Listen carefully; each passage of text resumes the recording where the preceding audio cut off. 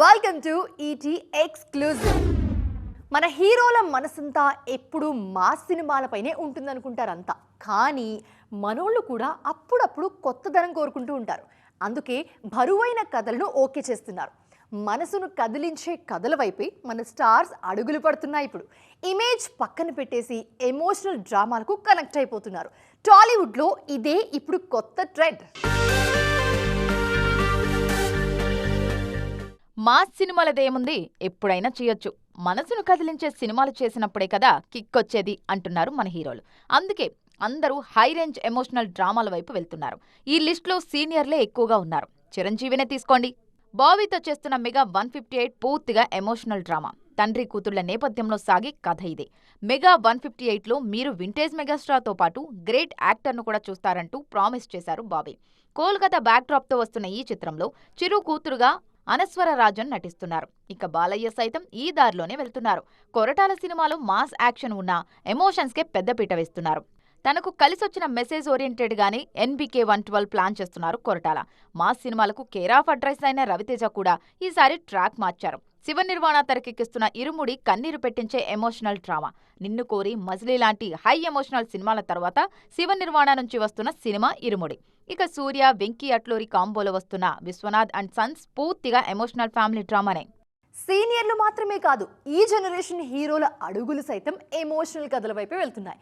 ఒక్కసారైనా కంటతడి పెట్టించే కథ చేయకపోతే ఎలా అన్నట్లు అంతా మూకుమ్మడిగా అలాంటి మనసును కదిలించే కథల్నే ఎంచుకుంటూ ఉన్నారు. రామ్ చరణ్ అయితే ఈ రేస్లో అందరికంటే ఒక అడుగు ముందే ఉన్నారు. మరి ఆయనతో పోటీ పడుతున్న హీరోలు ఎవరో చూద్దాం రండి. రంగస్థలంకు ముందు రామ్ చరణ్తో మాస్ సినిమాలే వర్కౌట్ అవుతాయనుకున్నారు అంతా. కానీ సిట్టిబాబు వచ్చాక సీన్ అంతా మారిపోయింది. ఆఫ్టర్ రంగస్థలం చరణ్ నటనలో మెచ్యూరిటీ పెరిగింది. RRRలో ఎమోషనల్ సీన్స్తో ఏడిపించారు. గేమ్ చేంజర్లు అప్పన్నగా అలరించారు. ఇప్పుడు పెద్దీలు మరోసారి ఎమోషనల్ డ్రామా పండిస్తున్నారు మెగా వారసుడు. పెద్ది కమర్షియల్ సినిమాలాగే కనిపిస్తున్న హై రేంజ్ ఎమోషనల్ డ్రామాగా దీన్ని తెరకెక్కిస్తున్నారు బుచ్చిబాబు. ముఖ్యంగా ఢిల్లీ ఎపిసోడ్ కన్నీరు పెట్టిస్తుంది అంటున్నారు. ప్రభాస్ సైతం హను రాఘవపూడి తెరకెక్కిస్తున్న ఫౌజీలో ఎమోషన్స్తో మ్యాజిక్ చేయబోతున్నారు. సీతారామం తర్వాత మనసును కదిలించే మరో కథతో రాబోతున్నారు హను. దానికి ప్రభాస్ స్టార్ పవర్ హెల్ప్ కానుంది. విజయ్ దేవరకొండ సైతం మనసు మార్చుకొని ఎమోషన్స్ వైపు పరుగులు పెడుతున్నారు. రణబాలి, రౌడీ జనార్దన విభిన్నమైన జోనర్స్లో వస్తున్నాయి. ఆ తర్వాత హాయ్ నాన్న ఫేమ్ శౌర్యతో హైలీ ఎమోషనల్ కథకు ఓకే చెప్పారు రౌడీ బాయ్. కిరణ్ అబ్బువరం సైతం చెన్నై లవ్ స్టోరీతో మనసు బరువెక్కిస్తానంటున్నారు. మొత్తానికి ఎమోషనల్ సినిమాల ట్రెండ్ మొదలైంది. ఇప్పుడు అయిందేదో అయిపోయింది. ఈ ఏడాదైనా అద్దరగొట్టాలని ప్లాన్ చేస్తున్నారు అక్కినేని హీరోలు. ఎప్పట్లాగే అఖిల్ లాంగ్ గ్యాప్ తీసుకోగా నాగార్జున, నాగచైతన్య మాత్రం తమదైన ప్లానింగ్తో పిచ్చెక్కిస్తున్నారు. చైతు ఆల్రెడీ హిట్స్లోనే ఉండగా 2026లో గట్టి కంబ్యాక్ కోసం చూస్తున్నారు అఖిల్ ఇంకా నాగ్. పైగా ఒకే రోజు అక్కినేని హీరోలు డబుల్ ట్రీట్ ఇచ్చేశారు. అక్కినేని హీరోలలో కొత్త జోష్ కనిపిస్తుంది. ప్రస్తుతం అయితే నాగ చైతన్య ఒక్కడే ఫామ్లో ఉన్నారు. సీన్ చూస్తుంటే అంతా ఒకేసారి దండయాత్రకు రెడీ అవుతున్నట్లు అనిపిస్తుంది. తండేలతో హిట్ కొట్టిన చైతు, వృషకర్మ అంటూ పాన్ ఇండియన్ అటాక్కు సిద్ధమవుతున్నారు. కార్తిక్ దండు తెరకెక్కిస్తున్న ఈ చిత్రం డివైన్ మిస్టిక్ థ్రిల్లర్గా వస్తుంది. దీనికోసం బాగా మేక్ ఓవర్ అయ్యారు నాగ చైతన్య. విరూపాక్ష తర్వాత మరోసారి స్ట్రాంగ్ కంటెంట్తో వృషకర్మ తెరకెక్కిస్తున్నారు కార్తిక్ దండు. ఇక నాగార్జున విషయానికి వస్తే 100వ సినిమాతో బిజీగా ఉన్నారు.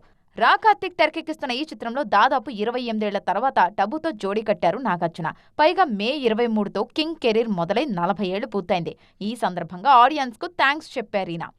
అఖిల్ సైతం కెరీర్లో ఫస్ట్ టైం మా సినిమా చేస్తున్నారు. అదే లెనిన్. రాయలసీమ పరువు హత్యలపై కథ సాగుతుందని తెలుస్తోంది. మురళీకిషోర్ అబ్బూరు తెరకెక్కిస్తున్న ఈ చిత్రంలో భాగ్యశ్రీ బోర్సే హీరోయిన్. తాజాగా విడుదలైన కొత్త టీజర్ చూస్తుంటే సినిమాపై ఆసక్తి పెరిగింది. జూన్ 26న విడుదల కానుంది లెనిన్. మొత్తానికి 2026లో అక్కినేని సంభవం లోడ్ అయ్యేలా కనిపిస్తుంది. AI మిస్యూజ్ దారుణంగా జరుగుతుందా? ఆర్టిఫిషియల్ ఇంటెలిజెన్స్తో హీరోయిన్లను ఇబ్బంది పడుతున్నారా? వాళ్ల వ్యక్తిగత విషయాలను సైతం AIతో నాశనం చేయాలని కుట్ర చేస్తున్నారా? తాజాగా మన హీరోయిన్స్ కోపం చూస్తుంటే ఇది నిజమే అని అనిపిస్తోంది. మరో హీరోయిన్ సైతం AI మిస్యూజ్ పై తన గళం విప్పింది. ఎవరామె? ఆమెకు జరిగిన నష్టమేంటి? ఆర్టిఫిషియల్ ఇంటెలిజెన్స్తో ఎన్నో అద్భుతాలు జరుగుతున్నాయి ఇప్పుడు. మనుషులతో అవసరం లేకుండా ఏకంగా సినిమాలు కూడా తీస్తున్నారు. మరోవైపు ఎన్నో అవసరాల కోసం కూడా వాడుకుంటున్నారు. కానీ అదే టైంలో ఏఐని మిస్యూజ్ చేస్తున్న వాళ్ళు లేకపోలేదు. ముఖ్యంగా హీరోయిన్లకు ఈ టెక్నాలజీ కొత్త తలనొప్పులు తెచ్చిపెడుతుంది. దీనిపై స్టార్స్ ఓపెన్ అవుతున్నారు. తాజాగా ఆర్టిఫిషియల్ ఇంటెలిజెన్స్ దుర్వినియోగంపై రుక్మిణి వసంత్ ఓపెన్ అయ్యారు. తన పేరుతో ఫేక్ ఏఐ బికినీ వీడియోలు వైరల్ అవుతున్నాయని, అలాంటివి చేయడం ప్రైవసీకి భంగం కలిగించడమే అన్నారు రుక్మిణి. అలాంటివి మానుకోవాలని ఆమె సూచించారు. తన టీం దీనిపై లీగల్ చర్యలు మొదలుపెట్టిందని తెలిపారు రుక్మిణి. గతంలో దీనిపై రష్మిక కూడా సీరియస్ అయ్యారు. మహిళలను లక్ష్యంగా చేసుకుని అసభ్యంగా చూపించడం, టెక్నాలజీ దుర్వినియోగం చేయడం కొంతమంది వ్యక్తులలో నైతిక పతనాన్ని సూచిస్తుంది. గుర్తుంచుకోండి, ఇంటర్నెట్లో ఉన్నది ఇకపై ప్రతిదీ నిజం కాదని అప్పట్లో ట్వీట్ చేశారు రష్మిక.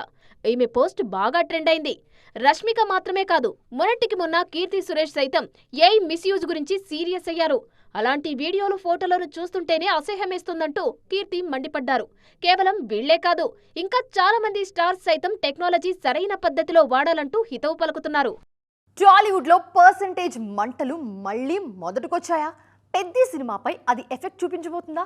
పర్సంటేజ్ లేకుంటే పెద్ది వేసేదే లేదు అని తెలంగాణ ఎగ్జిబిటర్లు తెగేసి చెప్తుంటే నిర్మాతలు ఎందుకంత సైలెంట్గా ఉన్నారు? అసలు ఈ పర్సంటేజ్ గొడవలతో పెద్ది సినిమా ఫ్యూచర్ ఎలా ఉండబోతుంది? రెంట్స్, పర్సెంటేజీల వ్యవహారం ఇండస్ట్రీలో పెద్ద దుమారమే రేపుతోంది.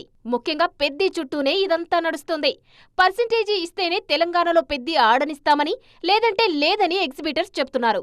చేతికి దొరికిన ఈ ఆయుధాన్ని వదులుకోమని, నిర్మాతలు మాత్రం కూర్చొని మాట్లాడుకోకుండా గ్రేడింగ్ అనే కొత్త పదం తీసుకొచ్చి ఇష్యూని కావాలని సాగదీస్తున్నారనేది ఎగ్జిబిటర్ల వాదన. ఒకటి ఫిక్స్ చేసుకుంటే మా భయం మాకుంది. ఈ ఆయుధం వదిలేస్తే మళ్ళీ మాకు దొరకదేమో గ్రిప్, మళ్ళీ ఇంకో ఆయుధం వచ్చి దాకా ఆగాలి. ఈ ఇతర రాష్ట్రాల పక్కన ఇస్తున్నాం, పక్క థియేటర్ మల్టీప్లెక్స్ ఇచ్చుకుంటాం, మాకు ఇస్తేందుకు ఏం కావాలో చెప్పండి, ఇంత కావాలని చెప్పండి, ఇస్తాం. చాలా క్లియర్గా చెప్పాను, నేనే చెప్పాను ఆ కమిటీలో, మాకు పర్సంటేజ్ సైన్ చేసిస్తేనే పెద్దని పాత పద్ధతులు ఆడతామని కూడా చెప్పినాం. ఇప్పుడు మా వాళ్ళ కోపానికి వచ్చి పాత పద్ధతులు అది ఖచ్చితంగా ఏది చేసినా కూడా పర్సంటేజ్ ఆడతాం అంటారు. దీన్ని రెచ్చగొట్టుకొని పెంచుకుంటూ పోతారు తప్పితే అనవసరంగా ఆ రోజు నేను చెప్పినట్టు ఒప్పుకుంటే అయిపోయేది. తెలంగాణలో టికెట్ రేట్ల పెంపుకు కూడా నో చెప్తున్నారు ఎగ్జిబిటర్లు. డిజిటల్ రాకతో థియేట్రికల్ రన్ తగ్గిపోయిన ఈ రోజుల్లో మొదటి వారం రెంట్ తీసుకుని రెండో వారం పర్సెంటేజీ ఇస్తామంటే ఎలా కుదురుతుందని వాళ్ళు ప్రశ్నిస్తున్నారు.